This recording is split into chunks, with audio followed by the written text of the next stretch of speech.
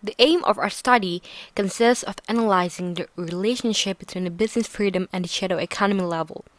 Many scholars are still trying to find out what and how are the variables affecting the shadow economy in every country around the world, since it relies on so many institutional factors. Shadow economy not only includes illegal activities like selling or buying drugs, firearms, or prostitution. It also includes legitimate goods and services that are unreported to the tax authorities. So why is this shadow economy so important? It's critical to repress corruption perceptions and overall economic growth.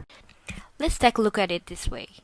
Shadow economy activities could be taxable if they were reported. It could raise government spending and eventually promote economic growth in the long run. We use cross-country data sets from 70 countries with OLS regression method and logarithm model. Here we use 5 indicators, shadow economy as the dependent variable, while the variable of interest is business freedom, and also 3 counters of variable, which is tax rate, income inequality, and government effectiveness. We reviewed 6 journals and literatures. One of them is from Berdiev, Sonoris, and Snyder.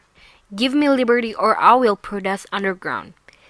It shows that all aspects of economic freedom significantly mitigate shadow activities with freedom from regulation exhibiting the largest impact. There is also a study about tax rate by Evaldes and Asta from Kaunas University of Technology. They found that an increasing burden of taxation levels are combined with rising state regulatory activities, and these are the major driving forces for the size and growth of the shadow economy level. As you can see here on the screen, here is our regression results. We can see that business freedom negatively significant to the shadow economy level. For every 1.16% decrease of business freedom, 1% of the shadow economy level increases. When we added the tax rate into the second equation, it shows that the tax rate makes no difference. Business freedom still significantly affects the shadow economy level. But there is something that doesn't end up with the previous journal we reviewed. We can see here the tax rate has negative correlation with the shadow economy, while the majority of the journals state otherwise.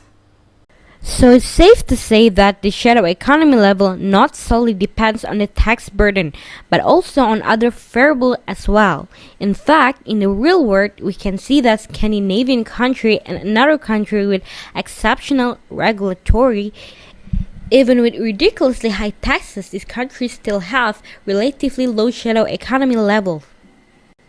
When we added the second CV into the third equation, the business freedom still shows a negatively significant result. As mentioned in the Journal of Economic Studies, that the relationship between the income inequality and the shadow economy is different in developed and in developing countries. And this relationship shows an inverted U relationship, comparable to the original Kuznets hypothesis.